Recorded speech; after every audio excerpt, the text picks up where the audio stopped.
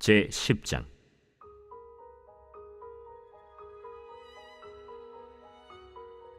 그 후에 암몬 자손의 왕이 죽고 그의 아들 한운이 대신하여 왕이 되니 다윗이 이르되, 내가 나하스의 아들 한운에게 은총을 베풀되 그의 아버지가 내게 은총을 베푼 것 같이 하리라 하고 다윗이 그의 신하들을 보내 그의 아버지를 조상하라 하니라. 다윗의 신하들이 암몬 자손의 땅에 이르매 암몬 자손의 관리들이 그들의 주 한운에게 말하되, 왕은 다윗이 조객을 당신에게 보낸 것이 왕의 아버지를 공경함인 줄로 여기시나이까? 다윗이 그의 신하들을 당신에게 보내 이 성을 엿보고 탐지하여 함락시키고자 함이 아니니까? 하니 이에 한운이 다윗의 신하들을 잡아 그들의 수염 절반을 깎고 그들의 의복의 중동 볼기까지 자르고 돌려보내매 사람들이 이 일을 다윗에게 알리니라. 그 사람들이 크게 부끄러워하므로 왕이 그들을 맞으러 보내 이르기를, 너희는 수염이 자라기까지 여리고에서 머물다가 돌아오라 하니라. 암몬 자손들이 자기들이 다윗에게 미움이 된 줄 알고 암몬 자손들이 사람을 보내 벳르홉 아람 사람과 소바 아람 사람의 보병 2만 명과 마아가 왕과 그의 사람 1,000명과 돕 사람 12,000명을 고용한지라. 다윗이 듣고 요압과 용사의 온 무리를 보내매 암몬 자손은 나와서 성문 어귀에 진을 쳤고 소바와 르홉 아람 사람과 돕과 마아가 사람들은 따로 들에 있더라. 요압이 자기와 맞서 앞뒤에 친 적진을 보고 이스라엘의 선발한 자 중에서 또 엄선하여 아람 사람과 싸우려고 진치고 그 백성의 남은 자를 그 아우 아비새의 수하에 맡겨 암몬 자손과 싸우려고 진치게 하고 이르되, 만일 아람 사람이 나보다 강하면 네가 나를 돕고 만일 암몬 자손이 너보다 강하면 내가 가서 너를 도우리라. 너는 담대하라. 우리가 우리 백성과 우리 하나님의 성읍들을 위하여 담대히 하자. 여호와께서 선히 여기시는 대로 행하시기를 원하노라. 요압과 그와 함께한 백성이 아람 사람을 대항하여 싸우려고 나아가니 그들이 그 앞에서 도망하고 암몬 자손은 아람 사람이 도망함을 보고 그들도 아비새 앞에서 도망하여 성읍으로 들어간지라. 요압이 암몬 자손을 떠나 예루살렘으로 돌아가니라. 아람 사람이 자기가 이스라엘 앞에서 패하였음을 보고 다 모임에 하다데셀이 사람을 보내 강 건너쪽에 있는 아람 사람을 불러내매 그들이 헬람에 이르니 하다데셀의 군사령관 소박이 그들을 거느린지라. 어떤 사람이 다윗에게 알림해 그가 온 이스라엘을 모으고 요단을 건너 헬람에 이르매 아람 사람들이 다윗을 향하여 진을 치고 더불어 싸우더니 아람 사람이 이스라엘 앞에서 도망한지라. 다윗이 아람 병거 700대와 마병 4만 명을 죽이고 또 그 군사령관 소박을 치매 거기서 죽으니라. 하다데셀에게 속한 왕들이 자기가 이스라엘 앞에서 패함을 보고 이스라엘과 화친하고 섬기니 그러므로 아람 사람들이 두려워하여 다시는 암몬 자손을 돕지 아니하니라.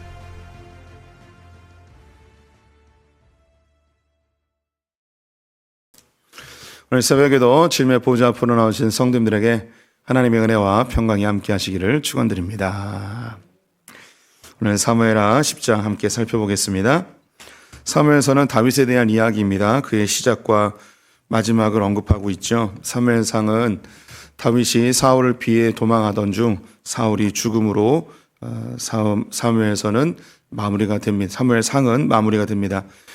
이제 사무엘 하에서는 도망하던 다윗이 유다 땅 헤브론으로 와서 유다의 왕이 된 후 7년 6개월 동안 통치하다 온 이스라엘의 왕이 되는 장면으로 시작을 하죠. 왕위에 오른 다윗이 제일 먼저 한 것은 수도를 예루살렘으로 옮긴 것이었습니다. 두 번째 기록된 것은 잃어버렸던 법궤를 되찾아 예루살렘으로 가져와 다윗의 장막에 보관을 하게 된 장면이죠. 그리고 세 번째는 다윗의 장막에 머물러 있던 법궤를 위해서 성전을 짓고자 한 장면입니다. 하나님은 감동하셨지만 그의 손에 피가 있어 그의 아들 솔로몬에게 성전 짓기를 이야기하고 다윗은 성전을 위하여 모든 준비를 할 것을 명령받습니다. 네 번째 장면은 다윗이 동서남북 사방에 있는 이방 족속들을 물리치며 외부적으로 평안을 이루었고 또 내부적으로는 정의와 공의로 통치하며 평안한 세월을 만들었음을 보여주고 있습니다. 이제 다윗이 왕으로서 모든 것이 이제 완벽하게 이루어진 그때에 평안할 때에 다윗이 무엇을 하였는가 지난주 금요일에 본 것인데요. 그는 요나단과의 언약을 기억하며 사울의 남은 자손을 찾습니다. 그때 시바라는 종이 무비보셋이 남아 있다고 이야기하면서 그를 데리고 오죠. 그런데 지난번에 보았듯이 이 시바가 무비보셋을 내놓은 것은 선한 의도라기보다는 악한 의도로 보는 것이 옳다고 말씀을 드렸습니다. 왜냐하면 사무엘하 21장에 가게 되면 사울의 남은 자손들이 더 언급됩니다. 이들을 다 알고 있었기 때문에 이 시바는 무비보셋을 내놓습니다. 그는 두 다리를 저는 자였기 때문에 이 사울의 가문 중에 한 명을 내놓아야 된다면 이 사람쯤은 없어져도 되겠다라고 생각해서 이 무비보셋을 내놓은 거죠. 죽일 줄 알았는데 오히려 그를 왕자의 자리에 올리고 사울의 모든 자산을 이 무비보셋에게 주는 엄청난 은혜를 베풀게 됩니다. 다윗은 요나단과의 언약을 기억하여서 은혜를 베풀죠. 무비보셋은 자기가 자격이 없는 자, 그가 스스로 이야기하기를 자기는 죽은 개 같은 존재라고 이야기했는데 나에게 어떻게 이런 은혜를 베푸냐라고 하면서 감사함으로 받습니다. 이 은혜를 감사함으로 받아서 그는 왕자의 자리에 오르게 되죠. 그 다음에 이제 10장인데요.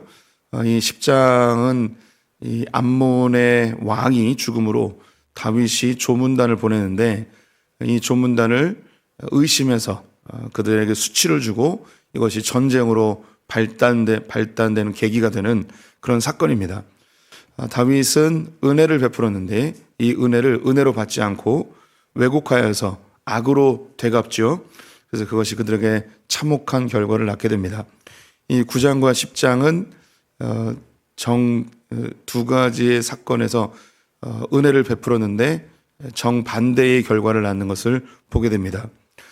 다윗이 왕이 돼서 이제 평안한 세월을 보내게 됩니다. 그때 은혜를 베풀죠. 무비보셋은 받은 은혜를 감사함으로 받았더니 왕자의 자리에 올랐습니다.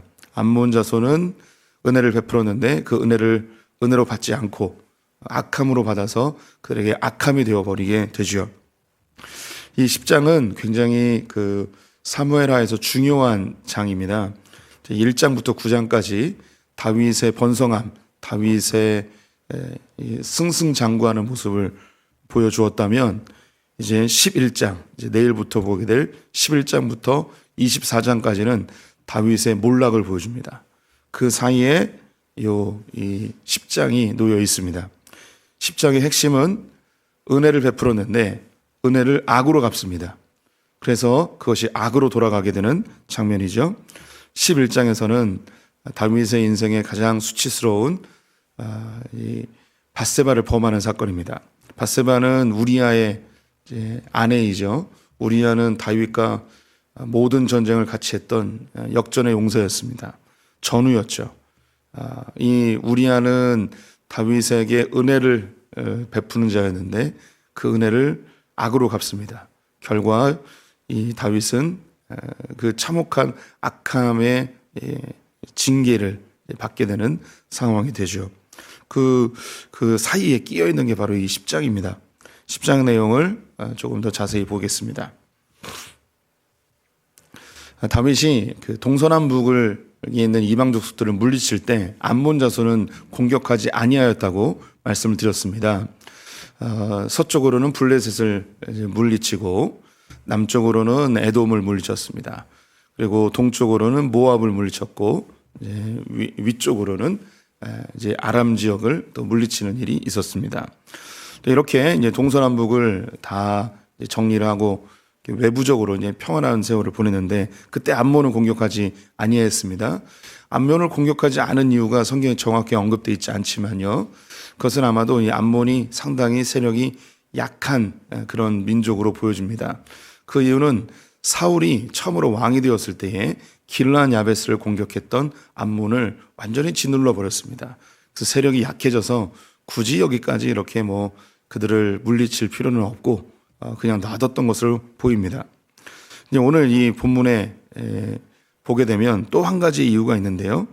2절 말씀에 다윗이 이르되 내가 나하스의 아들 한운에게 은총을 베풀되 그의 아버지가 내게 은총을 베푼 것 같이 하리라. 이 한운의 아버지 나하스가 죽었습니다. 근데 이 나하스가 다윗에게 어떤 은총을 베풀었다고 기록이 되어 있습니다. 어떤 은총인지는 알 수가 없습니다. 그런데 이 나하스가 은총을 베푼 것을 기억해서 그들을 이제 징벌하지 않은 그들을 전쟁에서 그들을 이제 패하게 하는 뭐 이런 일이 없었던 거죠. 근데 이 나하스가 누구냐면 바로 사울에게 참패하였던 길르앗 야벳을 공격했던 그 왕이에요. 그 나하스가 죽음으로 이제 이 조문단을 보내게 된 것이죠.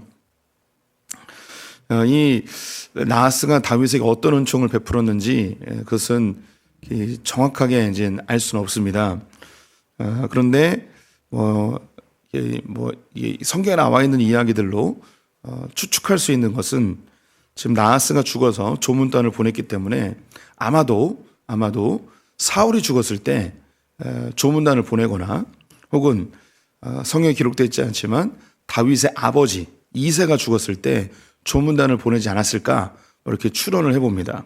정확한 건 알 수 없어요. 근데 어쨌든 다윗은 이 나하스에게 은혜를 입었습니다. 그래서 그것을 기억해서 은혜를 되갚고자 조문단을 보낸 거죠. 하지만 한우는 그 주변에 있는 다른 나라들이 다윗에게 다 패하고 그들이 이 다윗에게 거의 뭐 조공을 바치듯이 생활해야 되는 상황이 되어버렸습니다. 그래서 이놈들이 우리도 공격하려고 정탐꾼을 보내는 것보다라고 생각한 거죠. 안 그래도 이제 사울에게 한번 졌던 이 암몬은 이스라엘에게 좋은 감정이 없었던 것 같습니다. 그래서 이 조문단에 대해서 은혜를 베풀러 왔던 조문단에 대해서 수염을 절반으로 잘라버렸습니다. 그리고 그들의 옷을 중둥볼기, 엉덩이까지 잘라버린 거죠. 이 당시의 옷은 한볼 옷입니다. 큰 천에다가 구멍 하나 뚫으면 그 얼굴을 집어넣죠. 그리고 끈으로 묶으면 이게 의복이 됩니다. 우리 남자분들은 이제 군대에서 이제 판초우위 기억나시죠? 그래서 넓은 비닐에다가 구멍 하나 뚫으면 우위가 됩니다. 그런 옷이에요. 그래서 이제 밑에 이제 무릎 이하까지 이 천이 내려와서 가리고 있는데 이 엉덩이가 노출되는 위치까지 가위로 잘라버린 거죠. 칼로 잘라버린 거예요. 그러니까 이 엉덩이뿐만 아니라 이제 하체가 많이 드러나게 되는 수치를 당하게 된 것입니다. 이 소식을 다윗이 듣고 그들을 위로하기 위해 요단강까지 마중을 나갑니다. 그리고 그들의 상황을 보고서 이런 모습으로는 왕궁에 들어오면 안 되겠다 싶어서 이제 여리고에 너희들 수염이 다 자랄 때까지 좀 기다렸다 와라라고 한 것이죠. 수염은 우리나라에서도 그 명예로움의 상징이죠. 그래서 이제 이 동양 사회에서는 같은 이미지로 생각을 하시면 되겠습니다. 수염이 이게 잘려졌기 때문에 그 모양이 예쁘지 않았을 것입니다. 좀 자라서 예쁘게 좀 다듬어지면 그때 돌아오게 한 것이죠. 이 일이 있은 이후에 암몬은 지레 겁을 먹습니다. 이렇게 가면은 분명히 전쟁이 일어날 것이다. 이건 전쟁 선포와 같은 것이었죠. 그래서 그들은 이제 아람 군대와 연합군을 이루어서 이스라엘과 전쟁을 하기 위해 준비를 합니다. 아람 군대 역시 이 다윗에게 한번 당했습니다. 북쪽을 정리할 때에 아람 군대가 한번 패한 적이 있었거든요. 그래서 함께 전쟁에 동참한 것도 있습니다. 또 이 당시에는 이제 그 동맹, 이 국가들끼리 한 국가가 전쟁을 당하면 다른 나라에서 돕는 그런 연맹, 동맹이 잘 되어 있었습니다. 그리고 이 전쟁은 비즈니스의 성격을 갖고 있습니다.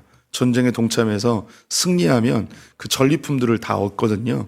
그래서 국가의 큰 수익 중에 하나였습니다. 그래서 다른 나라가 전쟁할 때 함께 동참해서 전리품을 걷어오는 게 그들에게 중요한 사업이었기 때문에 동참을 하게 되었습니다.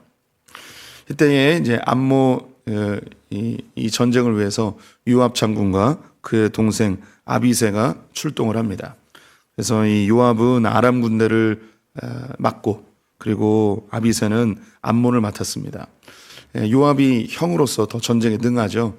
아람 군대를 맡은 것은 아람이 훨씬 강했기 때문입니다. 그리고 동생 아비새에게 이 암몬을 맡기게 합니다. 그리고 작전을 짜죠.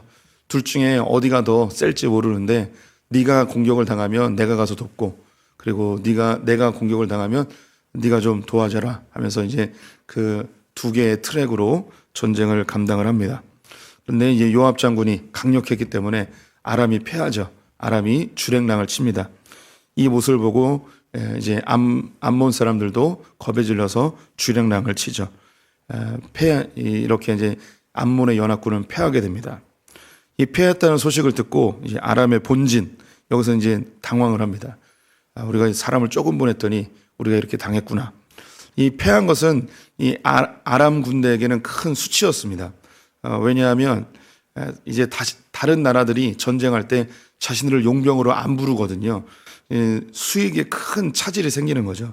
그래서 본진을 보내서 이스라엘을 공격해서 승리를 해야만 자신들이 다른 이제 동맹 국가들이 전쟁할 때 부를 것이기 때문에 본진을 보냅니다. 그래서 이제 이 마병도 보내고 병거들도 보내서 이제 전쟁을 하는데, 이땐 다윗도 동참해서 그들을 다 물찌릅니다. 마병을 이제 4만 명을 죽이고 철 병거를 700대를 무찌르는 이제 대승을 거두게 됩니다. 그리고 이 아람 군대는 더 이상 이 이스라엘과 전쟁하지 않겠노라고 조약을 맺으면서 이 전쟁은 마무리가 되죠. 이렇게 이제 전쟁이 마무리가 됐는데 이게 왜 중요한가? 11장 1절을 제가 짧게 읽어드리겠습니다. 11장 1절에 그 해가 돌아와 왕들이 출전할 때가 되매 다윗이 요압과 그에게 있는 그의 부하들과 온 이스라엘 군대를 보내니 그들이 암몬 자손을 멸하고 라빠를 에워쌌고 다윗은 예루살렘에 그대로 있더라. 그 해가 돌아와 이제 요 전쟁이 마무리가 되고 다음 해가 되었습니다. 봄이 된 거예요. 그 해가 되었다는 것은 새해가 밝았다는 것입니다. 이스라엘에게 이제 새해는요, 절기적으로 이제 그 나팔절이 새해를 알리는 것인데요, 계절적으로는 6월절이 지나면 새해가 됩니다. 봄이 되는 거죠. 6월절이 봄이 되죠. 6월절이 이스라엘에게 음력 1월입니다. 그래서 이제 새해가 이제 밝게 된 거예요. 그래서 우기가 끝나고 이제 전쟁할 수 있는 시기가 되었습니다. 그래서 이 암몬 나쁜 놈들 이제 우기철에는 전쟁하기 어려우니까 우기철이 지나고 다시 전쟁이 일어나게 됐습니다. 이 라빠는 이 암몬의 수도입니다. 이제 여기만 정복하면 암몬을 다 정복하는 것이 되는 거죠. 근데 그때에 이 다윗에게 그 밧세바와의 사건이 벌어지게 되었습니다. 군대는 다 전쟁하러 갔는데 다윗은 전쟁하지 않고 왕궁에 머물다가 그 사건이 발생하게 된 거죠. 요 10장은 다윗의 전반기에 이 승승장구하는 모습과 후반기에 그가 몰락하는 그 중심에 놓여 있습니다. 이 중심의 사건, 요 변곡점에 있는 이 사건, 여기서 보여주는 핵심이 눈에 보이시죠? 다윗이 은혜를 베풀었는데 암몬은 그 은혜를 은혜로 받지 못했습니다. 그래서 그것이 이 암몬 자손의 몰락의 길이 되었습니다. 이제 이 11장에 넘어가서 다윗이 그의 인생에 큰 오점을 남기고 그 인생에 큰 어려움을 당하게 된 그 중요한 이유가 뭐냐면, 그와 전쟁에서 함께했던 우리야, 이 우리야는 끝까지 아무것도 모르고 충성심을 발휘하며, 그리고 다윗이 전장에 제일 앞에 가서 싸우라고 했더니 그것도 앞에 가서 싸웁니다. 이 우리야는 다윗을 향한, 왕을 향한, 그의 주군을 향한 그 은혜를 갖고자 하는 마음, 은혜를 베풀고자 하는 마음, 그 충성스러움이 그대로 다 드러나는데, 여기에 대해서 이 다윗은 은혜로 받지 못하여서 그가 죄악의 길로 가게 되는 것을 보게 되죠. 이 사건은 다윗만의 사건이 아니고 저와 우리 성도님들의 사건입니다. 또 이 암몬의 모습은 이 암몬의 어리석음뿐만 아니라 저와 우리 성도님들의 모습이기도 하죠. 인간관계 속에서도 누군가 나에게 은혜를 베풀었는데 이 은혜로 되갚지 아니하면 그것은 수치가 되고 관계의 단절과 때로는 참혹함으로 돌아올 때가 있습니다. 하나님은 이 세상이 은혜로 선순환되기를 그렇게 작동되기를 그렇게 하나님께서 법칙을 만드셨습니다. 그 은혜의 선순환이 이루어질 때 세상이 하나님의 평안함으로 돌아갈 것을 그렇게 작동의 원리로 삼으셨죠. 뭐 간단한 예로 부모님이 나에게 은혜를 베풀어 줬습니다. 그러면 이 받은 은혜를 은혜로 갚아야겠죠. 그래서 성경에서는 부모에게 공경하라라고 표현이 되어 있습니다. 은혜의 선순환이죠. 그런데 부모님이 나에게 은혜를 베푸는데 내가 이 은혜를 갚지 않고 은혜를 은혜로 받지 않고 이 은혜를 혹은 악함으로 받을 때 그는 그의 삶이 고통스러워지게 되어 있습니다. 내 부모를 공경하라, 이것이 첫째 되는 계명이고 이 땅에서 잘되고 장수하는 길이라고 이야기하시죠. 왜 그런 질서를 만드셨는가? 은혜를 은혜로 갚을 때 하나님께서 이 은혜의 선순환을 통하여서 장수와 풍성함을 약속하신 것이죠. 반대로 은혜를 받았는데 은혜로 받지 아니하면 장수도 끝나고 풍성함도 끝나게 된다는 것입니다. 우리는 이 사회의 구조 속에서 우리의 권위자들이나 회사나 인간관계 속에서 은혜를 받습니다. 근데 이 은혜를 은혜로 갚지 않으면 고통스러워지는 거죠. 회사 생활을 하시는 분들, 우리 크리스찬들은 이 세상 사람들과 좀 다른 생각을 가져야 됩니다. 이 세상은요, 다 계산하고 이익을 따지며 사람들이 다 손해를 봤다고 생각을 해요. 회사를 운영하시는 분들의 공통적인 생각, 내가 준 만큼 직원들이 일하지 않는다는 생각을 갖습니다. 그리고 직원들은 참 신기한 게 내가 일한 것만큼 받지 못했다고 생각합니다. 이상하게 회사는 다 손해보고 있어요. 사장님도 손해본다고 생각하고 직원들도 손해본다고 생각해요. 그런데 그들은 무슨 그 마음이냐면 내가 이만큼 베풀었는데 그만큼 안 준다는 거예요. 사장님도 이만큼 내가 월급을 줬는데 그만큼 안 돌려준다는 거죠. 은혜의 선순환이 안 일어나는 거예요. 그러니까 이 관계들이 깨지고 분위기는 안 좋고 다 손해보고 화나 있고 다 짜증나고 세상이 다 그렇게 돌아갑니다. 그런데 성경은 우리 크리스찬들에게 이런 세상의 원리와 다른 원리로 살래요. 직원들은 그 나를 고용해 준 이 직장에 대해서 감사함으로 일하라는 거죠. 은혜를 받고 있다고 생각하라는 거예요. 또 사장님들은 이 직장을 위해서 직원들이 일해주고 있다는 감사함으로 받으라고 이야기합니다. 근데 실제로 그렇게 안 되는 경우도 있죠. 그래서 에베소서와 골로새서에 보게 되면 직원들에게 너희들이 이 직장에서 일할 때에 혹시 그들이 은혜를 베풀지 않는다면 하나님께서 은혜를 베풀어 줄 것이다. 너희가 은혜로 반응하면 그들이 은혜를 갚지 아니하여도 하나님께서 갚아줄 거라는 거예요. 또 상전들, 사장님들에게는 당신들이 은혜를 베풀면 그 직원들이 은혜로 갚지 않아도 하나님께서 지켜보고 계신다. 하나님이 은혜로 갚아주실 것이다 라고 이야기하며 인간관계 속에서 이 은혜가 얼마나 중요한지를 이야기해주고 있습니다. 교회도 마찬가지입니다. 제가 우리 성도님들과의 관계 속에서 목사로서 내가 이렇게 헌신하고 이렇게 봉사하는데 이렇게 교회를 위해서 충성하는데 왜 교회가 나에게 그만큼 안 해주는가? 또 이런 목사님들도 있어요. 내가 여기 아니면 갈 데가 없어. 내가 세상에 있는 좋은 직장들 다 포기하고 목회의 길을 걷는데 하나님은 나에게 왜 이렇게 안 해주시는 거야? 내가 서울에 있는 뭐 유명한 교회에서 다 불렀는데 이런 시골에 와서 목회하는데 이런 손해본다는 생각을 가지면 그 목사님도 힘들고 교회도 어려워져요. 성도님들은 우리가 돈 내서 헌금 내서 목사님 다 먹여 살리고 있는데 목사가 저거밖에 못해? 설교를 저거밖에 못해? 하면서 이런 은혜의 선순환이 끊겨지면 그 공동체는 파괴되는 거죠. 손해본다는 생각, 이 생각이 인간관계뿐만 아니라 하나님 나라를 얼마나 파괴하는지 모릅니다. 은혜가 선순환될 때 그 공동체는 살아나고 우리는 풍성한 하나님 나라를 누리게 되어 있습니다. 우리 성도님들이 의심하거나 혹은 계산하지 마시고 일단은 일단 우리 크리스천들은요, 나중에 좀 손해를 보고 뒤통수를 맞더라도 일단은 은혜를 베푸는 것이 우리의 사명입니다. 우리가 그렇게 조금 손해보고 은혜를 베풀 때에, 우리가 무엇인가 흘려보낼 때에 이 세상은 선순환되기 시작합니다. 다윗이 요 10장을 계기로 그의 삶에 큰 어려움을 겪게 되는데, 그 중심에는 뭐가 있냐면 은혜입니다. 은혜가 사라지기 시작하면 다윗에게 임하던 하나님의 은혜도 멈춰지기 시작합니다.